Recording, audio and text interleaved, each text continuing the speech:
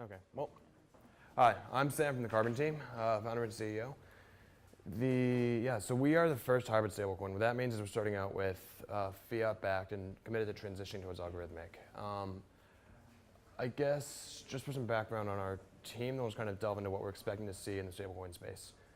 So we spun this up in June of 2017. It was me. I studied computer science with a concentration in AI at Stanford. My other co-founder from Stanford was at Uber at the time on the predictions team. We raised a seed round last January, and we are now of 8 people, 8 full-time people, about another 8 part-time. And we're live on ETH and EOS right now, fiat-backed, and we're working on just getting deeper integrations in both those ecosystems. We really view these things as sort of playing the role as the lowest common denominator for banking, so kind of falling in between the existing banking infrastructure and just other mechanisms of trustless value transfer. So we're expecting, I think the regulatory side is actually moving at a pretty decent clip, all things considered. We're not really expecting to see much development there probably in the next 4 or 5 years. But I think and we're expecting to we're also in talks with, there's a lot of the more institutional players are starting to get involved in the stablecoin space.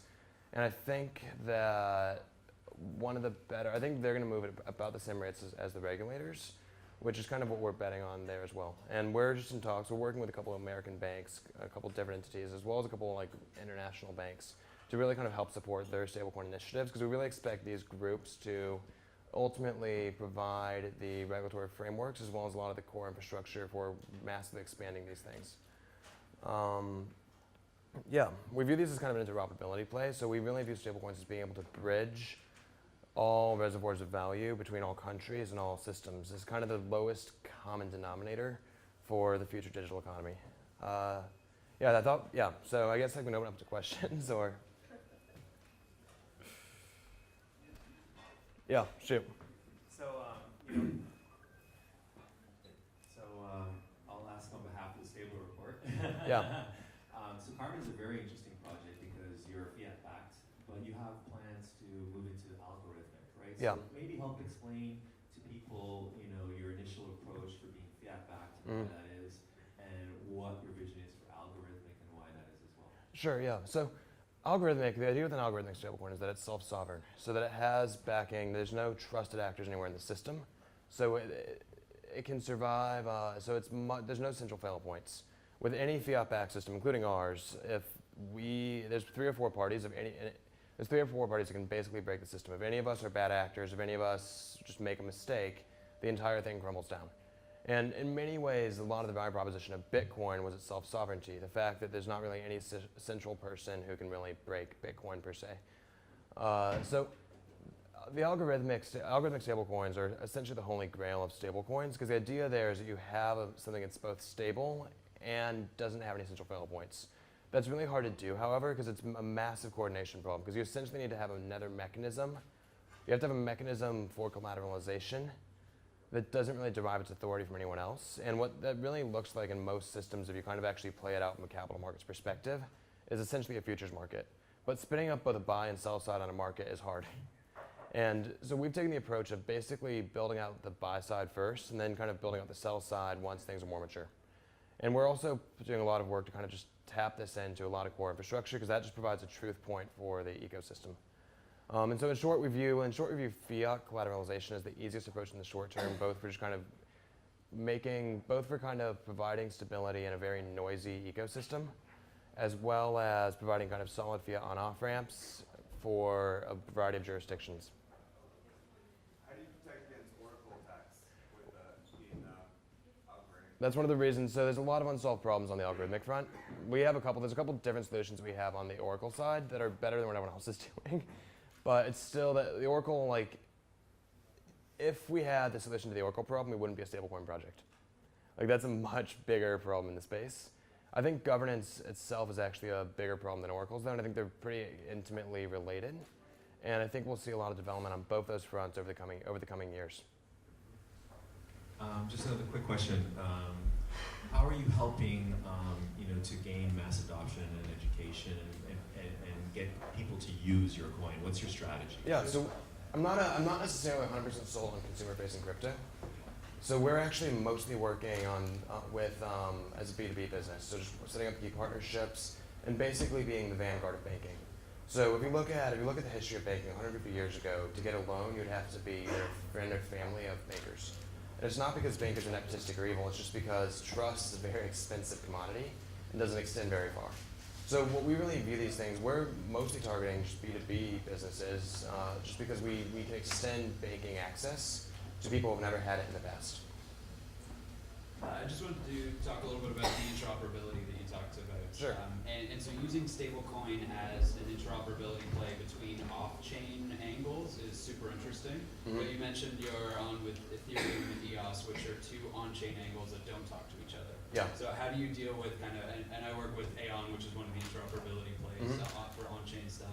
How are you guys thinking about having to scale through individual tech integrations with all the different blockchain platforms? So our position on interoperability, we think that ultimately a lot of so ultimately I think actually that is a pretty good product all around because they've gone through hell and high water and have managed to maintain a peg.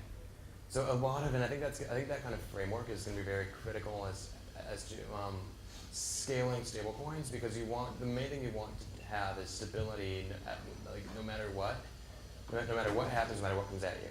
So our approach on interoperability, we built economic bridges. So currently you can convert between EOS and ETH through our website, which basically means going back into fiat and reissuing on the other chain. And we're going to keep building up. So we're also getting loosely involved in liquidity pooling. And so we're going to keep building up infrastructure for basically making interoperability more and more native. But we view it as too high risk to really, and too limiting to really commit to on-chain interoperability this early on. One of the bigger problems there is just containment on issues with chains. So if we launch on a chain, it has issues. If we have on-chain interoperability, it will bring down the entire network as opposed to allowing us to contain it to a single chain. So it allows us, in short, using economic as opposed to on-chain interoperability allows us to move much, much faster. No more questions? I have another one. Yeah. One more. I love asking questions. so talk about why yours over others. Yeah, sure. So it's I think the two real things that are going to kind of, I can tell you for a fact that some of the projects in the stablecoin space today are not going to be around for legal reasons a year from now. And I'm not talking about that, I'm talking about other actors in the space. So I'm not gonna. Yeah, definitely. No, like, well, we may be involved in. Anyway. What are the legal reasons then? Sure. So these things are incredibly. The standard tech paradigm doesn't really apply to crypto because it's much more fintech. Moving fast and breaking things is fine when you don't have a lot of people's money on the line. So navigating, you have to make, every group in the space has to make decisions around MSBs, MTLs, FinCEN, the OFAC list, and a lot of people, especially in a sector as hot as stablecoins, a lot of people have moved very fast and haven't dotted their I's across their T's. So we put a massive emphasis on compliance. We actually have the head of legal for a group called TransferWise as our corporate counsel, because we just view the remittance sector as having the most kind of intrinsic knowledge around how to navigate this specific set of legal challenges. So we think our emphasis on compliance is going to set us apart because there won't be as many people standing a year from now as there are now, as well as the fact that we've been moving very rapidly on the development front. We weren't the first chain to announce building on EOS, we were just the first to do it. And we're going to keep doing that, as well as with kind of there's a lot of low-hanging fruit in the crypto space because generally speaking, these teams aren't very technical. We have one BD, we only have one non-technical person on our team. And so we're just kind of eating everyone else's lunch by building faster than they can. And we're going to keep doing that. So between not going to jail and just building what everyone else has sold, that's kind of our bet on owning the space. Not going to jail. Yeah. Thank you so much.